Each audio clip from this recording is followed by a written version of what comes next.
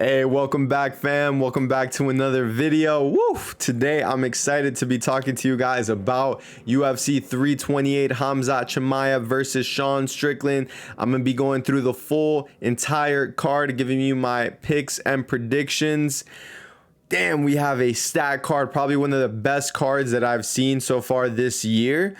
This card is one way or another going to deliver. We got the main event. We got the co-main with Joshua Van versus Tatsuro Taira. We got Volkov on the card. We got Salsa Boy Waldo. We got Sean Brady, Buckley. We got King Green. Even in the prelims, we got Baisangur. We got William Gomis, Pat Sabatini. This card, I literally could have named every fighter on this card because I think every fighter in one way or another is known by the public. So I'm gonna dive in. I'm gonna start with the early prelims and end with the main event.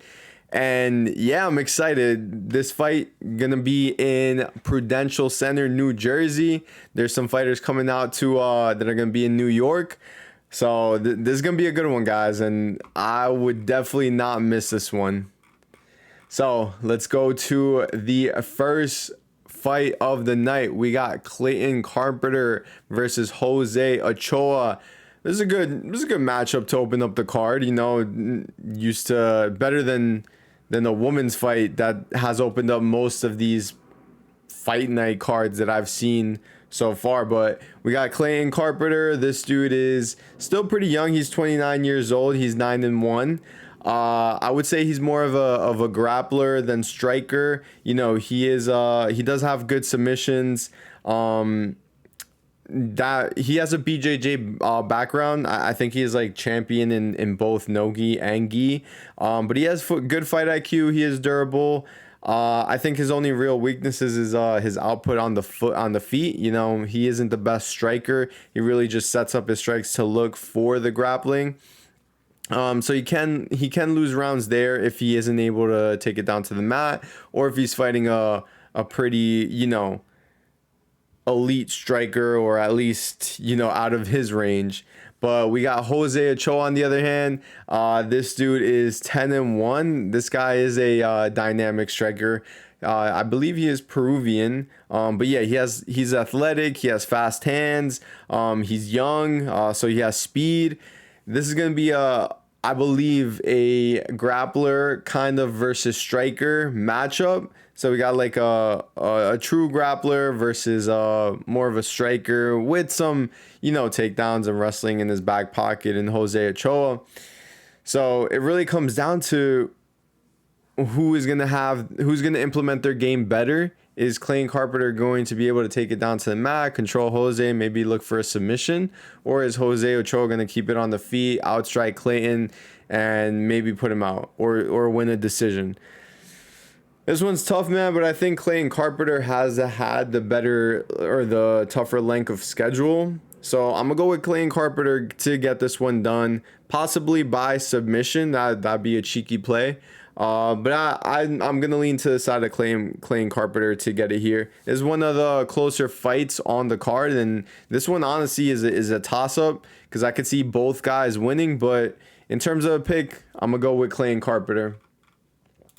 All right, and then we got Baisangur Susurkaev versus Djorden Santos.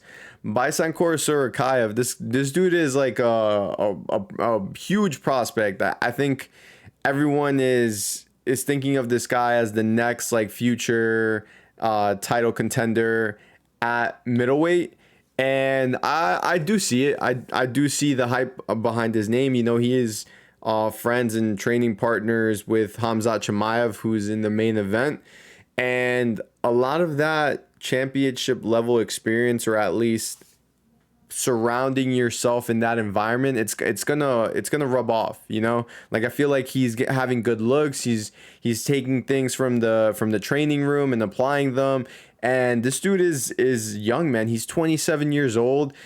He's only gonna get better from here, even though he's already fucking good.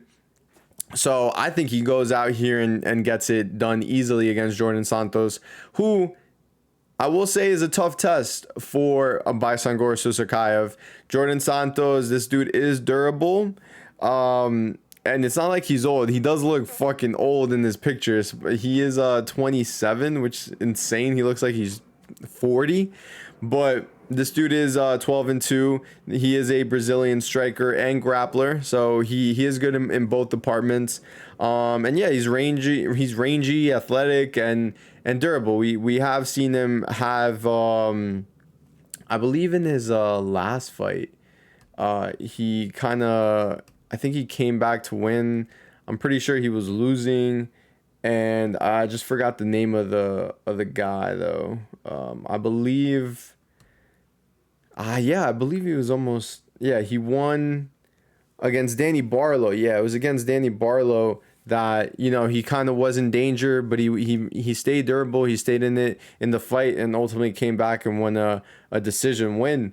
And then before that, he lost to Ozzy Diaz, who's also fighting on this card. But Baisangur has been on a crazy. This dude is 11-0, undefeated, coming off a good win. KOing Eric Mecanico. We just saw him beat Rodolfo Vieira by decision. So yeah, I think Baisangur goes out here, possibly gets it done in the first round. If he does the Hamzat shit where he just comes in, takes him down, submits him, I could see that happening. But I'm gonna go with Baisangur. Baisangur should definitely win this fight. And it might extend to the second round, so just be careful there. I know he's a pretty big favorite. I probably would throw him, if you're looking for a parlay ad, I think he's a safe option. But in terms of method of victory, I'm gonna go with Baisangur by possibly, I think TKO. I think he'll be able to do enough on the feet to get Djorden Santos out of there. All right, and then we got Pat Sabatini versus William Gomis. This is, I think, a sleeper fight. I think this is gonna be a good fight. A lot of people probably will look at this one and kind of, move on. But Pat Sabatini, this dude is an elite grappler. He has great pressure. He's always looking to get it to the ground. And if he does get it to the ground, you're fucked. Because he has great back control and always is threatening with the submissions. William Gomis, on the other hand, this dude is a French kickboxer. He is very rangy. I think he's listed at 6 foot. He has good length, and he uses that distance very well. He is a long frame. He's very technical. Has good kicks, and I think he trained or does train out of MMA Factory. But yeah, technical striker, good footwork, and he is pretty durable. So this is a grappler versus striker matchup again. Pat Sabatini, he's on the little bit of the older side. He is 35 years old. But yeah, this dude has a top BJJ, good leg lock game, strong takedowns from the clinch. He does struggle in the striking. He isn't the best striker, and not even the best. He's like a mid-level striker. He only really uses the striking to kind of set up the takedowns, or at least get it close to the cage where he can start clinching and working in the takedowns. But yeah, I think I'm gonna go with Pat Sabatini here. I think Pat Sabatini is gonna be able to take down William Gomis. William Gomis doesn't have that power that is going to rock or starch Pat Sabatini as he comes in. I think Pat Sabatini is going to be able to eat 1 or 2 in order to get in, and then once he's in, I don't see William Gomis defending the takedown or even causing Pat Sabatini trouble. There's usually some dudes that will throw up the ninja choke or guillotine or do something to defend the takedowns, which we have seen. But as a pure kickboxer, I don't think he has the grappling IQ to deal with a guy like Pat Sabatini. So I'm gonna go with Pat Sabatini by submission here to get it done over William Gomis. All right, and then we got Roman Kopylov versus Marco Tulio. Recently, man, that fight against Paulo Costa, woof, that I was surprised. I thought Roman Kopylov. I had Paulo Costa to win that one. I'm pretty, was pretty big on Paulo Costa on that fight. But I thought he wasn't going to make Roman Kopylov look that bad. I thought Costa was going to mix in the takedowns or at least threaten them. But he kept it on the feet and had a full-on striking fight with Roman Kopylov, who is like some national like kickboxer or at least that's what he's known for, right? He's a Russian like sambo-based striker. But anyways, Roman Kopylov, he is coming off a loss, but hey, it isn't a bad loss. Paulo Costa just beat Azamat Murzakanov and put himself in title contention at, I guess, light heavyweight now. But he's fighting a guy, Marco Tulio. This dude is young. He is 10-1. I guess you could say he is a Brazilian prospect. He's dynamic, athletic, and he's aggressive. He's going to come forward and, bring the fight to you. Roman Kopylov, on the other hand, this dude does have KO power. I think he has good kicks. He has great kicks, actually. I don't know why he doesn't throw more kicks, because there's a couple of times where I'm like, dude, you could probably, knock the head kick, knock out some of the fighters that he's faced. But I will say he is patient. He does set up his shots very well. His output is low, and I think that's what's cost him in his last few fights. He does lose rounds to volume strikers. Even a guy like Paulo Costa outstruck him. He is a kind of a lower starter, and his takedown defense isn't the best, but I don't think he has to worry that much about it in this fight. I think Marco Tulio, he hasn't fought like UFC level competition, or at least on the higher end where Roman Kopylov has.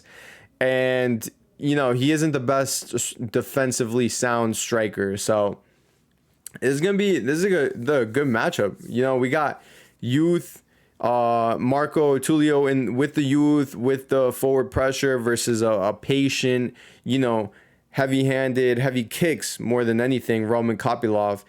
And I think it's going to come down to if Kopylov can land the bigger strikes, get on the gas and carry it all the way through the end of the fight.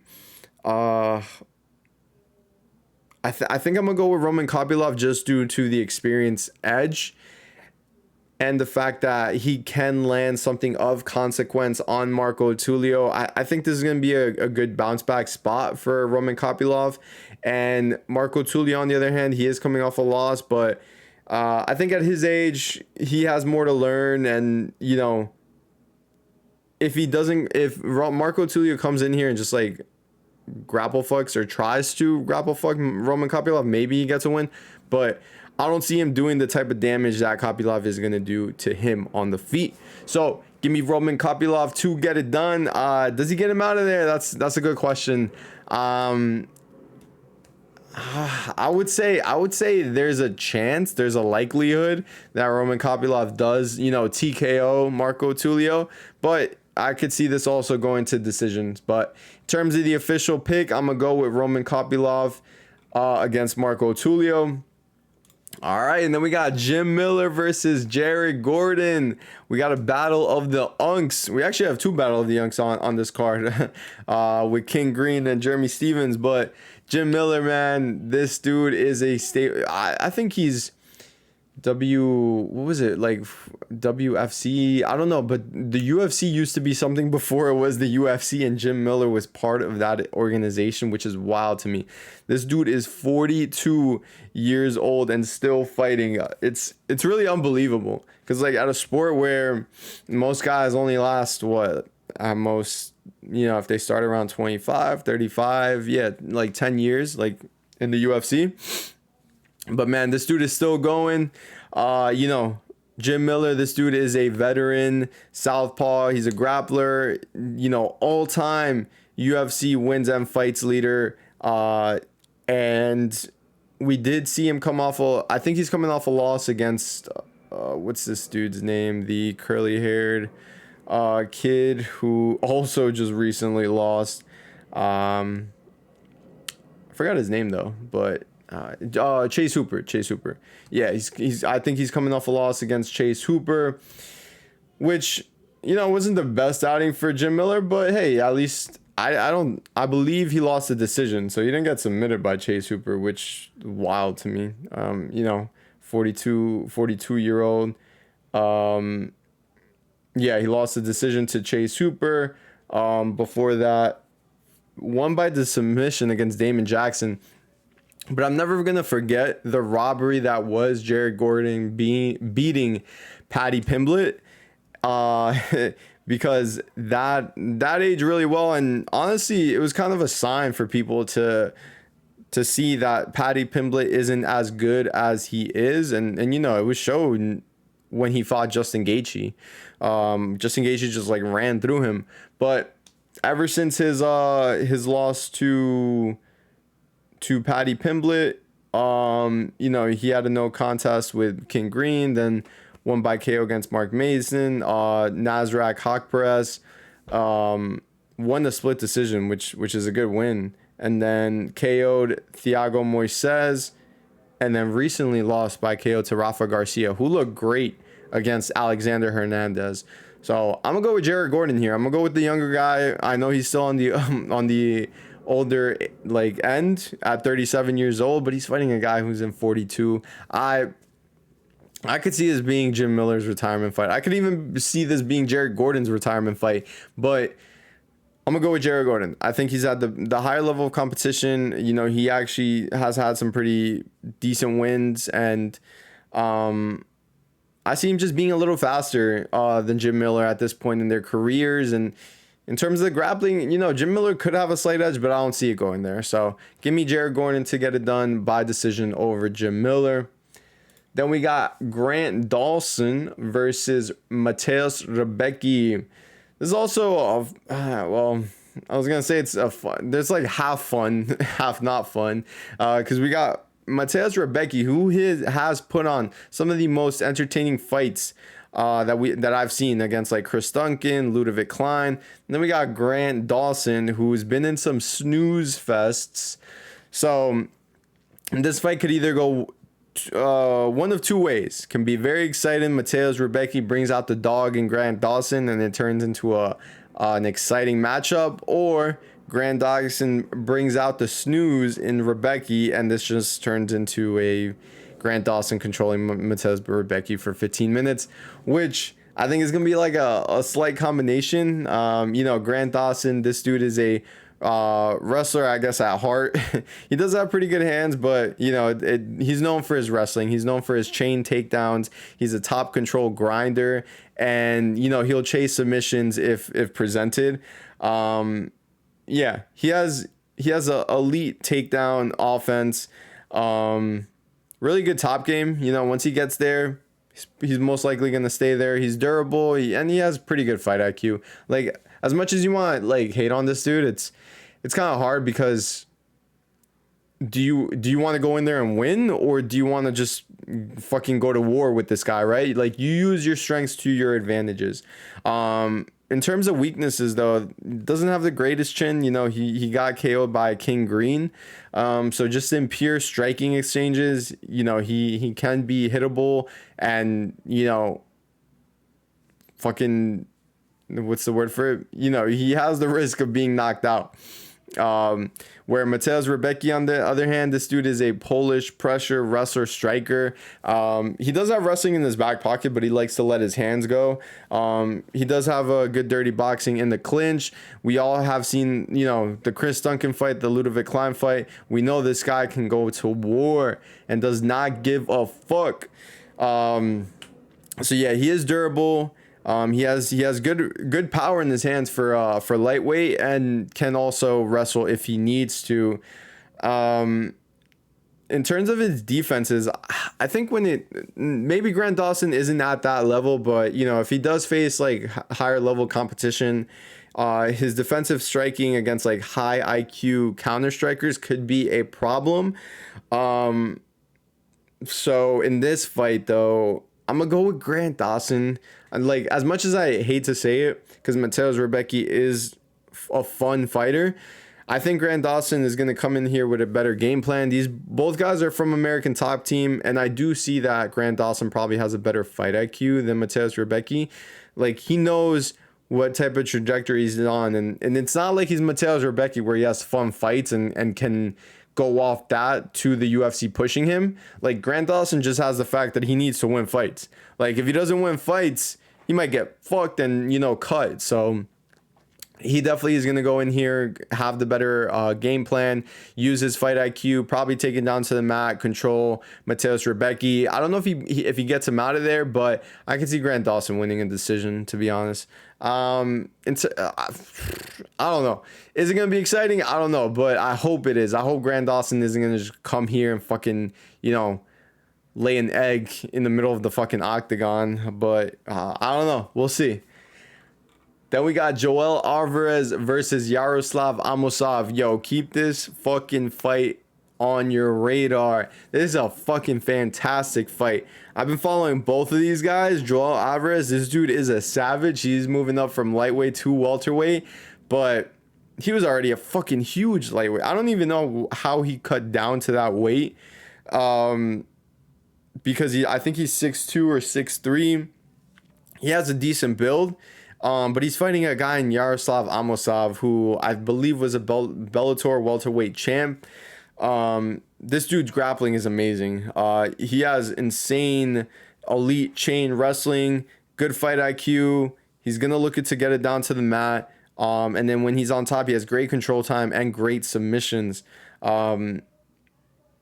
This dude is fucking suffocating from top control. And, you know, you're probably going to get submitted or you're going to lose a decision, because against a guy like Yaroslav Amosov, unless you have amazing fucking takedown defense and great hands, it's going to be hard to beat this guy. And Joel Alvarez, on the other hand, who does have fucking great hands, he is the bounds higher striker than Yaroslav Amosov, but he doesn't have great fucking takedown defense. He's great off his back. Like, he has a very good submission game off of his back. You know, he is lengthy. He does use his limbs to his length to his advantage. And he has good power in his hands, but you know, he does have pure striker instincts, like pure finisher instincts.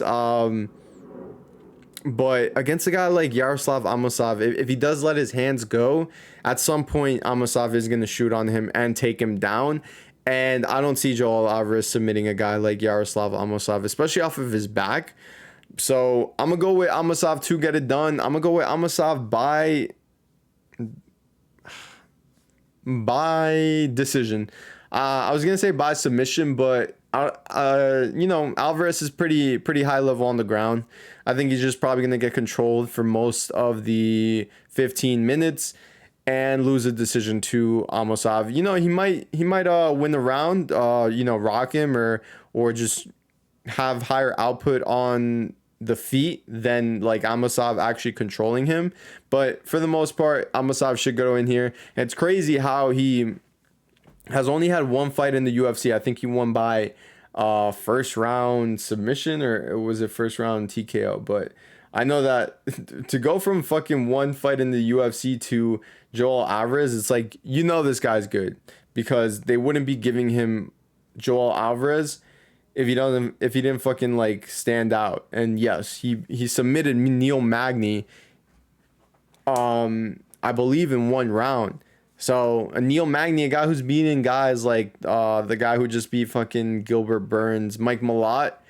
Neil Magny beat fucking Mike Malott, and Yaroslav Amosov came in his first fight in the UFC and just fucking ragdolled him. So I think this is a pretty decent level jump in competition, but I think Amosov is ready for it. So give me Amosov to get it done over Joel Alvarez. Then we got Ateba Gautier versus Ozzy Diaz. First round KO coming.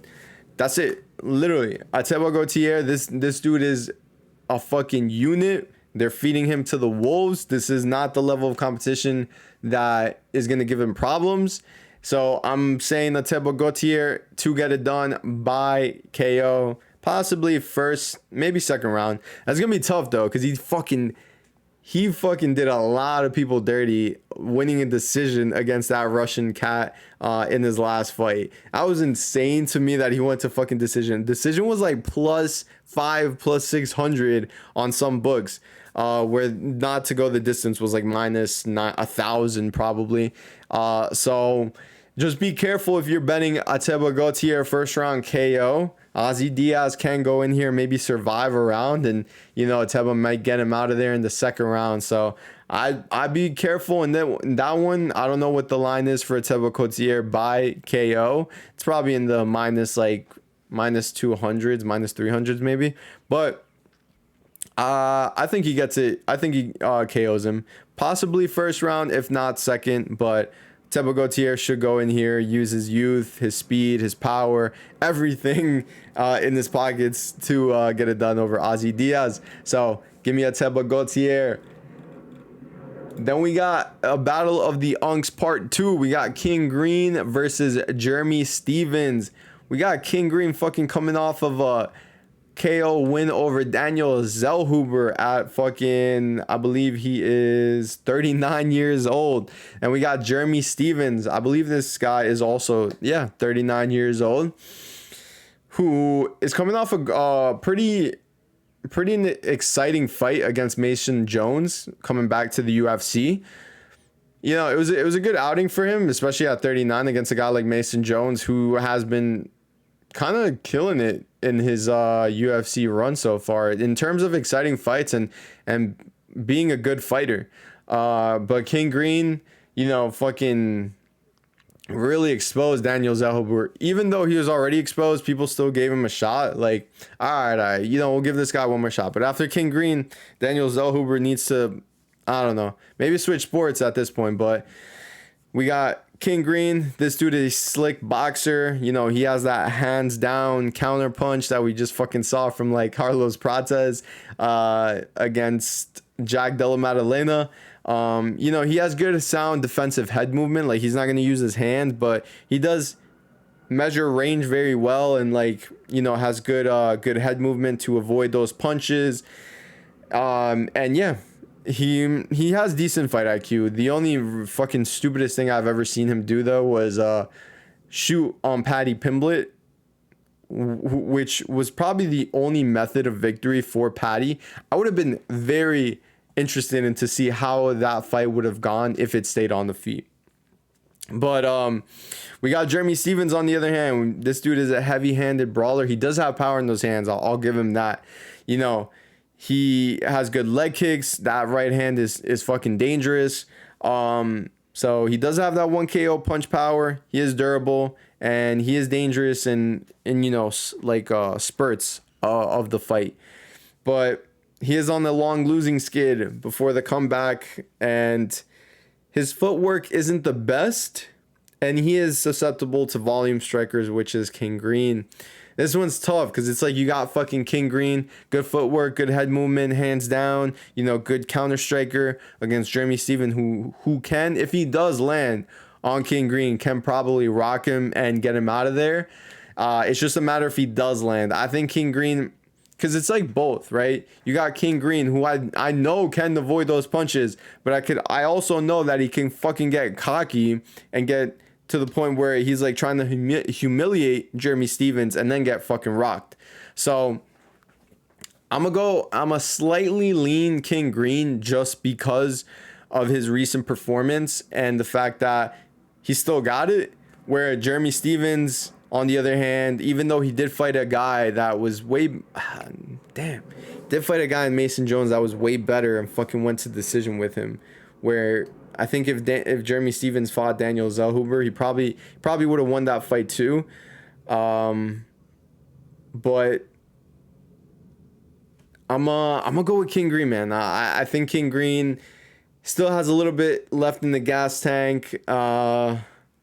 This one's tough though. I wouldn't bet on this one because King Green is fucking susceptible to right hands. But I'm gonna go with King Green to get it done over Jeremy Stevens. All right, and then we got Sean Brady versus Joaquin Buckley. Oof, this fight's gonna be good. I think this is a kind of another fucking grappler versus striker battle. Even though Joaquin Buckley, I have seen him, initiate the takedowns. He hasn't been great though when defending takedowns, which I think is the main like concern for people in this fight.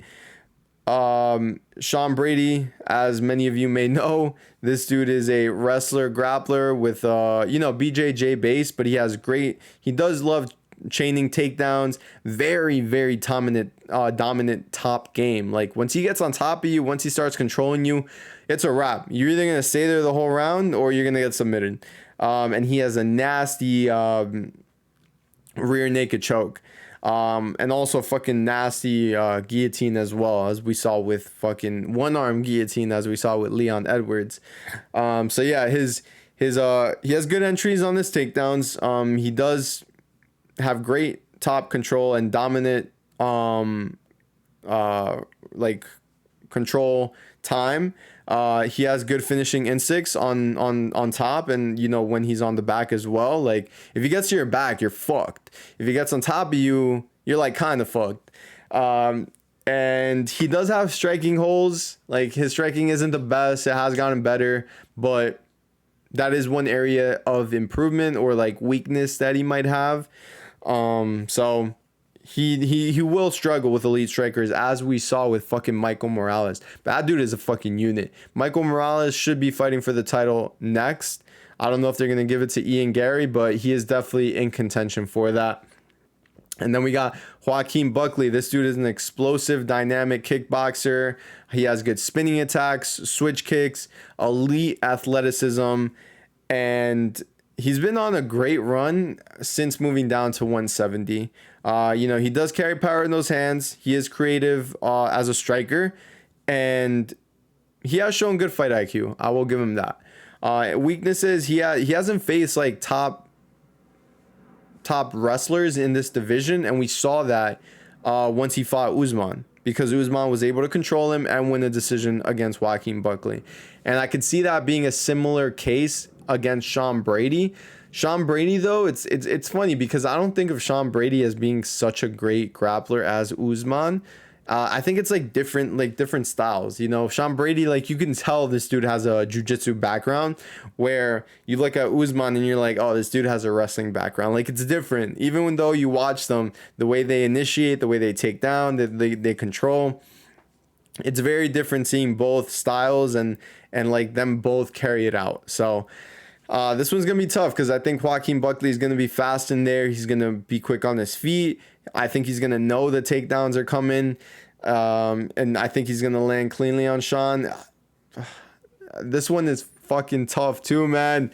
It's like, do I go with Sean Brady? I think Sean Brady's like the safe choice. Like I think a lot of people are going to be on Sean Brady because they're like, oh, he's a grappler. He's going to take down Joaquin Buckley, control him. But I don't see Joaquin Buckley getting submitted, and I see him getting back to his feet. Sean Brady, on the other hand, it's like he's going to struggle on the feet. And if he's not able to get his takedowns going, or at least get it to the ground, he's going to lose this fight.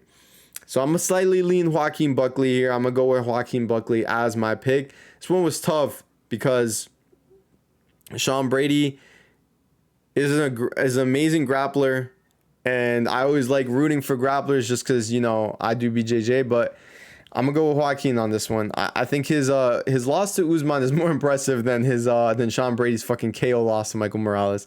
So give me Joaquin Buckley to get it done over Sean Brady. But yeah, be careful, guys, with this one, because Sean Brady can just control Joaquin. If he does get him to the mat, control him and win a decision over Joaquin Buckley. All right, and then we got Alexander Volkov versus Waldo Salsa Boy Cortes Acosta. Woof, this is it's about time we have a fucking good heavyweight fight. Tai Tuivasa, oh my God, it's so like, it's so frustrating seeing a guy in Tai Tuivasa lose to a guy like Louis Sutherland. And I think I'm only saying that because I have money on Tai Tuivasa, but it's like, fuck, bro. Like, you really couldn't go out there and get it done against a guy in Louis Sutherland.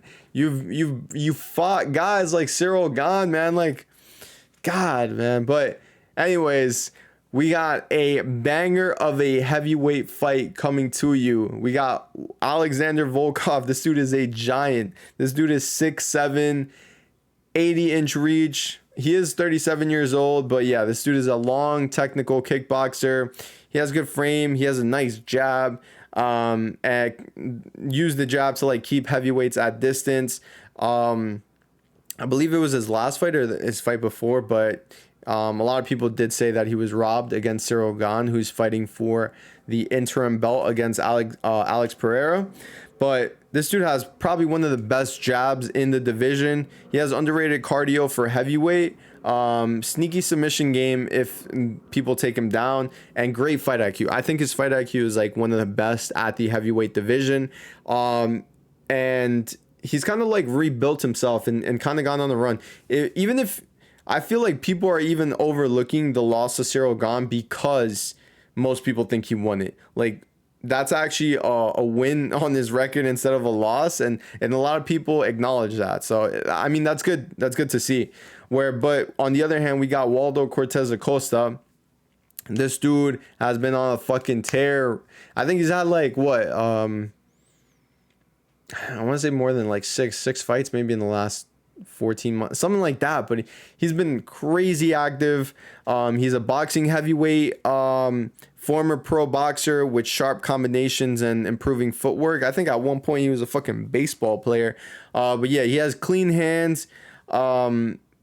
Surprisingly mobile. He has a great fucking chin. His chin is like solid, and he's very athletic. And I think that athleticism is carried over from his, baseball and boxing days. And he has shown improved cardio over his last 3 fights. In terms of his weaknesses, I would say his only weakness is he's probably just going to lose against an elite fucking grappler. Like, if he gets in there with Tom Aspinall is just going to take him down and submit him. So he has had limited grappling exposure, but that's not Alexander Volkov. And he does give up height and reach to almost, not everyone, but to a lot of people at heavyweight. Look who he's fucking fighting. He's fighting a 6'7" guy with an 80-inch reach. But I think that pro boxing or that boxing experience that he's had has been so important to his UFC career, because being maybe a little bit on the shorter side, he's been able to close the distance and fucking knock people out with his power. So this one is very tough, because we got a classic kickboxer in Alexander Volkov versus a mainly boxer in Waldo Cortes Acosta, who has shown though that he can take people down. And most notably in his fight against Robelis de Spain, who is, I think, a better kickboxer than Alexander Volkov. If both of them got into a kickboxing fight, the Spain would probably beat Volkov. But the Spain had no fucking grappling experience whatsoever. That dude was like straight from kickboxing. Like, I don't even know if he hit the fucking wrestling mats at one point in his life, where I know Alexander Volkov did. So this one is going to be tough. I think Volkov's height and jab are designed to like neutralize a boxer in Waldo Cortes Acosta. Waldo is the type of fighter who can close the distance with his head movement and, dig to the body, land some clean shots. I think it really comes down to 2 things, right? Volkov's chin, because if Waldo is able to test that chin, it's a fucking wrap. But if Waldo is not able to get in, Volkov uses that jab, uses his kicks, and keeps this at range, he's going to win a decision against Waldo. So this could turn fast. It's heavyweight, guys. Don't fucking go big on either one of these guys. In terms of like me, I want Waldo to win. Like, I like Waldo. I like what he's been doing. I've been betting on this guy since he got into the UFC, and has proven me right a ton. On the other hand, though, Alexander Volkov, I think this matchup is going to be very hard for Waldo Cortes Acosta. I don't think he's fought to Spain, so he is like familiar with this style, but Volkov is just on another level. Like, he's top 5 heavyweight like material. So in terms of pick, I'm gonna go with Volkov here. I'm gonna go with Volkov. I don't like it because I wanna say Waldo, but just looking at the facts, looking at the stats, looking at everything, I'm gonna go with Alexander Volkov. And the thing is, Alexander's 37. I was hoping this guy was like 40, and I'd been like, all right, maybe I'll go with Waldo just because of the age gap. But at heavyweight, 37 is not even that old. You know, I think Alex Pereira is fucking older than Alexander Volkov. So I'm going to go with Volkov to get it done over Waldo Cortes Acosta. Then we got the co-main. We got Joshua Van versus Tatsuro Taira. Woo! Damn. I think there's like some, not conspiracy, but there's like talk about the fact that, you know, the Miami card with Yearing or Olberg was going to do fine because it was in Miami. Like, people are going to pop out. But they needed something to hold down this card, and I think that's why they added the Joshua Van Tatsuro Taira fight, but who knows? I just know this is going to be a banger of a fight. We got Joshua Van, who's now the champ. I will say I wasn't too fond of the fact that Joshua Van acted like he fucking submitted or knocked out Alexander Pantoja after the fight. Like, I get it. Yeah, you'd be excited. You're champ. You did it. But, hey, at least acknowledge that it was a fucking freak accident. But this dude has great hands. Probably some of the best boxing in the UFC. He's very high output. He's a pressure forward fighter. He has insane cardio and a great engine, man. This dude's not going to stop. Like, he's just going to come forward, come after you, get you out of there, or at least fucking double the amount of strikes that you land. So great volume, top 3 in the division for significant strikes per minute, which is insane. Great chin. He has a fucking granite chin for even though at fucking flyweight, it's flyweight, you know. It's different than saying granite chin at like heavyweight, but elite cardio. He has shown improved wrestling defense. I will say that. You know, he is working on the mats. And you know, he does have youth on his side, but so does Tatsuro Taira. In terms of Joshua Van, like, the weaknesses is, you know, he does stand a little bit tall, gets caught in exchanges. His defensive head movement can be a little lackluster at times. Like, there's just some guys that you just look at them and you're like, oh, fuck, man, this dude's gonna be a nightmare to land on. And the best example is Ilya Taporia. It's like, that dude is, you're barely gonna land on that guy. But Joshua Van is also not faced. Well, he did fight Pantoja, but it didn't even get to there. Guys with like elite grappling and submission games. So the submission grappling under like a pure grappler like Taira is still unproven, and he does give up reach to most flyweights. Like, you know, he is 5'5". His wingspan isn't that great. And we got a guy in Tatsuro Taira. This dude is a technical southpaw with elite jiu-jitsu, and I believe Joshua Van is a blue belt, if I'm not mistaken. And I saw that Tatsuro Taira was a purple belt, which I think this dude should be at least a brown belt, but that isn't me to decide. But yeah, he has good body lock entries, great leg lock game, smooth back takes. I think his back, like his transition to the back is one of the best in the game, at least at flyweight. And his only loss has been to Brandon Royval, which was a striking firefight that, you know, I think he's grown from and adjusted from. So this dude has the best pure submission grappling, I think, in the division, aside from probably Pantoja. He has a pretty big frame for flyweight at 5'7". You know, he is patient. He has good fight IQ, and rarely takes unnecessary risks. I think the Brandon Royval was the only real example, but aside from that, he has shown improved hands, good fight IQ, one of the best like grappling games or submission games in the division. So all that being said, I'm gonna go with Tatsuro Taira here. I think he gets the belt from Joshua Van. I don't want to say the Van like trajectory or run has been a fluke, but I just think Tatsuro Taira is that good, man. I think he goes out there, and once he gets on Joshua Van and takes him to the mat, woo! I think he either gets to the back and submits him or controls him, and Joshua Van survives miraculously, but it's like a rinse and repeat to the point where I believe this fight is, yeah, it has to be 5 rounds. It's a title fight. But I believe over the fight, you know, there's going to be so many close moments that if Tatsuro Taira doesn't get Joshua Van out of there, he's going to win it on the cards. So give me Tatsuro Taira and new flyweight champion of the world. I'm going to go with decision just because I think Joshua Van can survive, but the chances of a submission here by Taira are live. And then we got the main event. We got Khamzat Bours Chimaev versus Sean Strickland. Oh my God, this fight is going to be amazing. This fight is literally one of probably the most hyped up fights of the year, just because of the drama, just because of the beef, just because of all the shit talking these guys do. And like, some people say that, you know, you shouldn't shit talk, you should keep it respectful, but does that fucking draw eyes? Does it? Yeah, when you're maybe Alex Pereira and Ilia Topuria and fucking knocking people out left and right, yeah, you know, you don't gotta say shit. You let your words do, you let your fist do the talking.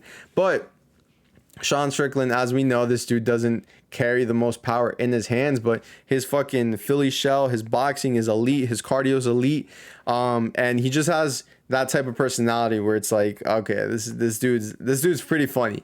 So, you know, you will tune in to see what he has to fucking say at the press conference. You're gonna tune in to the interviews and all that shit. And on the other hand, Khamzat Chimaev just brings that fucking demeanor. It's not like he's knocking people out, but he just brings that savage, that ruthless, like, you know, I'm going to kill you type of shit to the fight. And as we've seen, even though he didn't fucking put out DDP, which turned out to be a fucking snooze fest, that's the type of guy you're going to get. You're going to get a fucking guy who's just going to grab a hold of you and try to fucking get you out. If not, keep you down and just like slaughter you on the ground, you know? So all that being said, Sean Strickland, high volume, Philly shell, pressure boxer, walks opponents down. He's not gonna fucking throw with everything, but he's gonna, you know, jab you. He's gonna, you know, pitter patter you until you fucking give up. He has good low kicks. He has a fucking nasty teep. I think his teeps and his jab are like his two best weapons. Longest average fight time in the UFC, which is crazy. And great defense. This dude barely gets hit. There was like a thing they put on like a tracker. I don't know how they did the test, but supposedly this dude spars the most and gets hit the least, which is pretty impressive. But I think it's also due just to his style, the Philly shell. I think in a pure striking match with almost anyone, this dude is going to have a chance. So underrated jab, great mental toughness, good fight IQ. In terms of weaknesses, I think the takedown defense is his Achilles heel. I think the grappling, he isn't an elite grappler. I know he has been training a lot on the mats and, you know, wearing the singlet, but I don't know if it's gonna be enough against a guy like Khamzat Chimaev. Khamzat Chimaev, on the other hand, this dude is a world-class wrestler, chain wrestling, heavy hybrid, very explosive, single, double leg shots, body locks. Like he can do everything to take you down. Dominant top control. I think he is getting better in the striking department. Like I have seen his hands and they have improved since like his earlier fights. I think he was a little too reliant on it or too confident in his hands, where we obviously saw him get rocked against Gilbert Burns. But I think that was more so a poor decision-making fight. Like he really thought he could beat or knock out Gilbert Burns. But over that fight towards like his last fight, he's obviously put his wrestling and grappling like first and prioritized that over everything, which I see him probably doing here in this fight as well. Great takedowns, great top control, suffocating top control, and he has shown improved cardio, especially against his fight in DDP, which lasted 5 rounds. So the fight IQ has matured. He's no longer overextending or, you know, making it into an all-out brawl if he doesn't have to. And in terms of weaknesses, I think it's crazy to say. I feel like this guy barely has any weaknesses. The only two things that I can call out is his striking. It's obviously not to the level of some of the people in the division, but it doesn't matter. Like his grappling is just so much more elite than everyone at middleweight that he could have okay hands and be fine. And then two is the cardio, I think, is still a question, just because the DDP fight, he literally controlled DDP from the top and didn't have to exert a lot of energy. DDP was not great at scrambles, and he had him in the crucifix for, I think, 3 rounds straight, and just like landing little elbows to his head and just like laying there. Where I know Sean Strickland at least is not going to fucking give up. Like, he's going to scramble. He's going to look to get back to his feet. He's going to try his hardest to get up. And he might not, but at least it's going to exert more energy that from Khamzat. And we all know Sean Strickland has a gas tank. That dude has a fucking 15-round gas tank. So I will say, though, grappling is a little bit different. Like, I say 15-round gas tank, but on the feet. Like, you know, if it's a striking fight. When it comes to the grappling, it is very more tiring. So we can also see Sean Strickland maybe get a little bit fatigued over the fight if he's just like fighting off of his back. Like, you know, he's fighting off of bottom position and trying to get back up to his feet. You know, I could see this being like Sean Strickland getting back up to his like to the fence. Khamzat taking him back down. Sean Strickland fighting back up, and, you know, being like a rinse and repeat, which I think is going to wear both guys down. Obviously, I think it might wear Khamzat more just because the gas tank, although he did prove it a little bit against DDP, there's still some questions in the air. But all that being said, I'm going to go with Khamzat to get it done. It's like, I want Sean Strickland to win, and I think it would be more entertaining if he did win, but Khamzat's just that elite, man. I think this dude could be like a 2-division champ. The wrestling is just fucking like he can go fucking into RAF and probably win a belt. I don't know what division, but it's just the difference in wrestling, I think, is just greater than any other difference in the fight. So this is gonna be a tough one for Sean Strickland for sure. I know he's coming in here confident, but Khamzat's gonna level change and fucking shoot on Sean Strickland. Strickland's gonna work to get back up, you know, sprawl. I think it's just the fact that he has to worry about the takedowns at every moment of this fight. He's probably gonna have a little difficulty letting his hands go. And if he starts backing up, he's fucked. Like, he has to come forward for the full 25 minutes, which I know Sean Strickland can do. But even from coming forward, Khamzat could still shoot. So yeah, I don't see Sean Strickland. Maybe Sean Strickland wins a round or maybe 2 rounds. But ultimately, I think Khamzat goes out there, and I think just with the whole beef that they have, and I think Khamzat's gonna work hard to chase a submission. He might get Sean Strickland out there via submission. If not, he'll win an easy decision. But I will say this, if it goes into the 3rd round, 4th round, and Khamzat's shooting and cannot take down Strickland anymore, and we see Khamzat getting gassed, even though he's won clearly round 1, 2, and we're in the 3rd or 4th round, those last 2 or 3 rounds are going to be a fucking dangerous, because if Sean Strickland defends the takedowns, Khamzat gets a little tired. Sean starts letting those hands go, you know, kind of overwhelming Chimaev, taking him into the deep waters. There's a potential chance that Sean Strickland wins this fight, but those chances are pretty minimal. I think the most like certain thing to happen here is Khamzat goes in there, ragdoll Sean Strickland for a little bit, locks in the submission, and Sean Strickland taps or goes to sleep if he doesn't tap. But I think it's going to be an exciting fight regardless. I know Sean Strickland's going to put up a fight. He's not going to go out there and fucking succumb to to bottom position like DDP did. I know he has mental toughness. He's gonna come in here with at least a good game plan, and he's gonna make Khamzat work for it. I'll give him that. So those are my picks. Let me just go through the full card right now. We got, starting with the main card, full card opener. I'm gonna go with Clayton Carpenter to get it done over Jose Ochoa. I'm gonna go with Baisangur Susurkaev. I'm going to go with Pat Sabatini via submission versus William Gomis. I'm going to go with Roman Kopylov to get it done over Marco Tulio.